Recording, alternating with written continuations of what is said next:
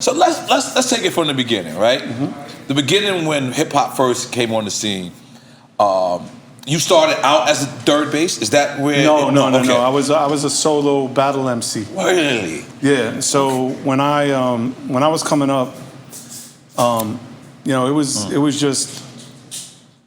So you got to imagine taking the A train from Far Rockaway to when I went to high school, music and art, on 135th and Convent. That's Manhattan. Okay, yeah. So my favorite group that I heard in the street on those cassette tapes was a group called the Kango Crew. 4 MCs. They had little skits that they would do around like Uptown and all of that. Hillbilly Girl, Indian Girl, like funny shit.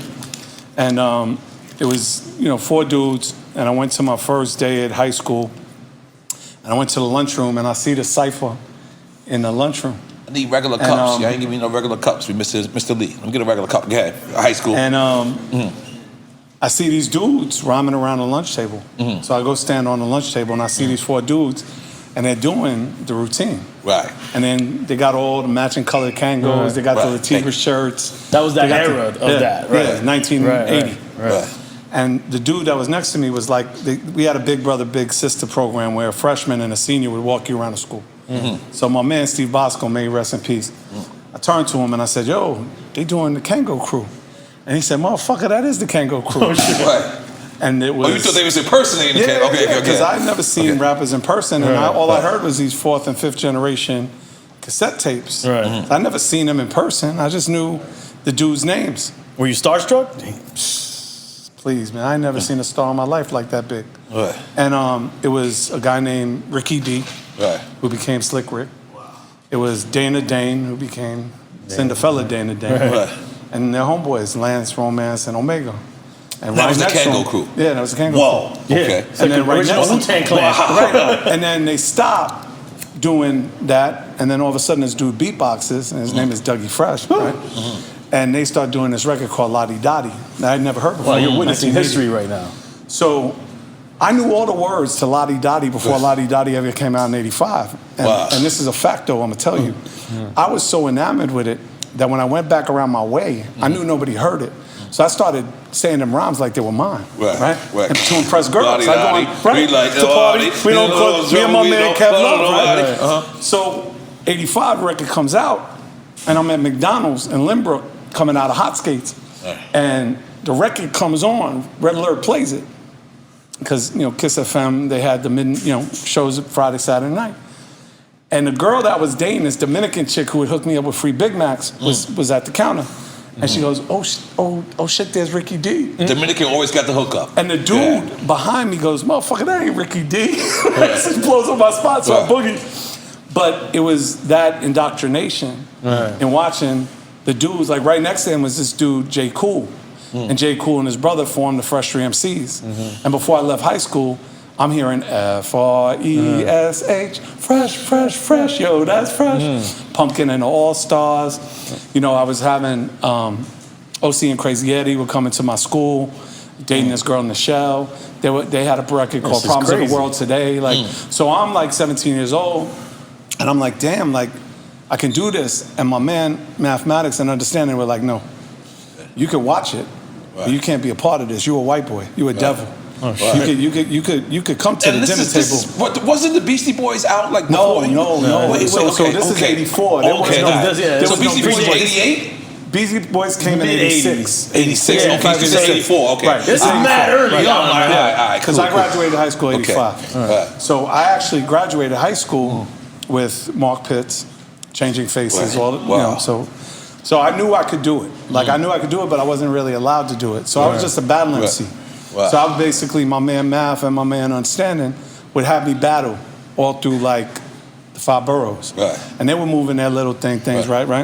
So they would go to You got the flat top, right there? No, not yet. I had a Jufro, though. I had a crazy Jufro. It was dope. Good. But so what they would do is, because one of the things I learned early on was when people started battle rhyming, they all had pre-prepared rhymes.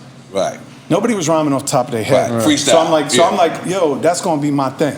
Right. Like I'm a freestyle. I'm gonna come off top of my head And be just as good. and better. Right. Better. Fuck good. Better. Right. Because I had to be 10 times better because I'm the only fucking white boy out. The only other white people you saw at the park jams was the police. I was the only white boy out. You said the police? Yeah. Oh, okay. That was the only one. So they would set up these battles for me, and I would show up at the these little jams or whatever. Right. And as soon as I came up the subway steps, whatever little money was being bet, as soon as they were like, "Oh, that's MC Serch," the money would triple. Wow. Like, "Oh yeah, oh no, we got him. All right, so hold on. Is this similar to like White Man Can't Jump?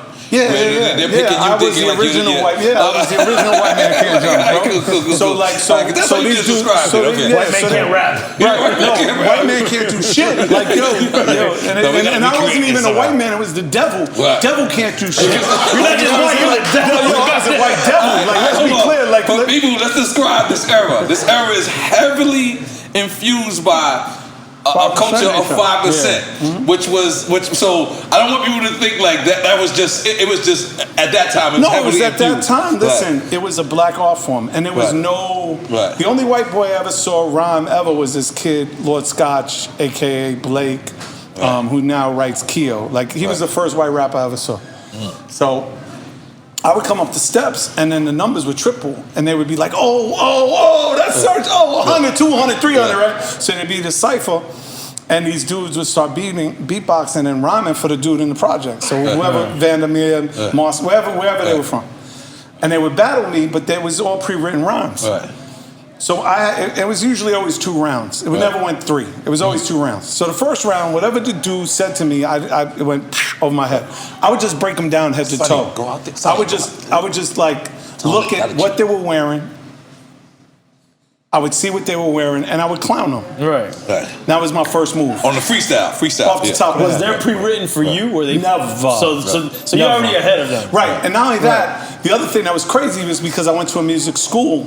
Right. When they try to do the beatbox, I'd be like, no, I'm gonna go a cappella. Right. And they'd be like, yo, what do you mean you're going to Acapulco? What the fuck you talking about, right? I'm like, no, I don't need no beat. I don't need a cappella, right? So I would rhyme just off the top of my head with no beat. Right. So now, now you got me saying shit about what you're wearing, and now all their boys are like, this is a problem, right? And mind you, I'm by the train, like I'm right by the train, so the battle's happening right by the train. So the second round, the dude is now shook, always shook. Right. And now the second round comes, and now Nobody didn't want to lose to the white kid neither, though. Right. Definitely don't want that to happen. They want to take the battle. They think they can win. But then in the battle, they're like, wait a minute. But then the other thing, the temperature's going up because now all the stick-up kids are like, whatever he gets, we're going to get it back anyway. Right? So that's the heat. You got to imagine the temperature's like going up. Right, that's real shit. So, so now the second one, whatever he says to me, I'm taking all his words against him. Right. I'm like, oh, you said this, but you should have said this. So now I'm going to turn around and make it a diss and dismiss everything you just said. Right. And now they're like, oh, you know how that goes. You know how that goes, right? Oh, my God. The devil. Oh, my God. So my man, Matt, so they would then pass the money to me. And as soon as I got the money, I would dip back to the train before the stick-up happened. So I would hop the train and I was gone. But this one time, right? Yeah, no, we had to get away. But and my boys were smart like that. Like they thought about it ahead of time. We were like, this is gonna be a problem, and they weren't gonna fuck with my 2 boys because then they would fuck up the train, right? Like they didn't want the money to stop. So it was what it was. So this one time, I'm laughing, but it's nothing funny. This one time, so this happened like 1984, 85. By 86, 87, I'm a beast. Right. Like I got my 10,000 hours plus another 10, right? We do this one battle. My man Reg is DJing a party in Brooklyn. Right. And I'm battling this Latin kid, a Spanish kid, right?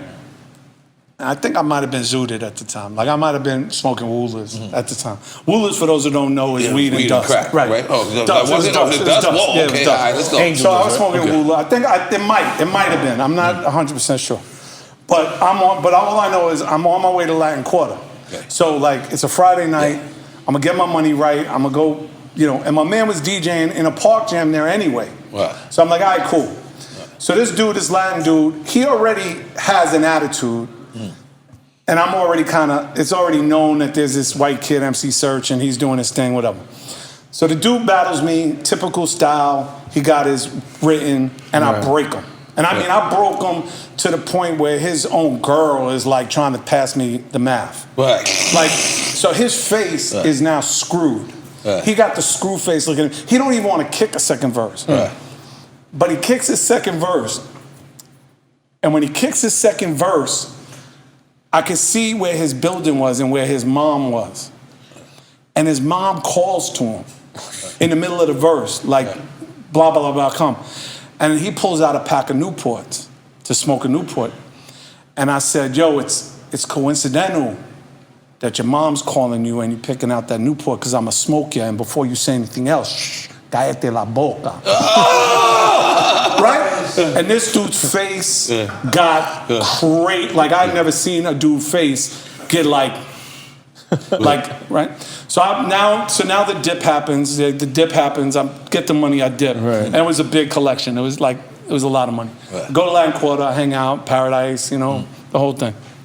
You must have been 4 at the time, right? 4 or 5. Right? Yeah. So I go to Latin Quarter. I come back. I'm helping my I've never man. been to the original Latin Quarter. I've been to the one that closed down 5 times after. Yeah. The Dominican spot. Yeah. I went on the one on 96. So, I think the original was on 86. But So I come back, I'm helping my man break down his set. And at the time, and you'll remember this as a DJ, you had these crates. Not even crates. You had the amps and the big amps, but the amp was this everything. big. I had a Crown amp. Everything. You had to carry little cars. Sound system. I was carrying a Yugo. Like I was carrying a Yugo, right? Turntables, everything. So we're breaking down. It's like 5 o'clock in the morning. Yeah. So it's like 4 or 5 o'clock in the morning. It might have been 4 o'clock in the morning. And my man said something to me. I turn my head, I hear pop, and the amp breaks in my hand. And he's like, yo, what the fuck you did? I'm like, what the fuck you mean I did? And I look, and as soon as I look, the dude's cracking back to 25, shoot me a second time. Wow. So I'm like, oh, spot for dip. Bing! Right to the train, going. And I never bowed in the projects again. Wow. And I realized that I was a beast. Like that, at that moment, the fear and the adrenaline, it manifested into something else. It manifested into the fact that I was a beast. Right. Like if somebody wanted to kill me, They want to get rid of you.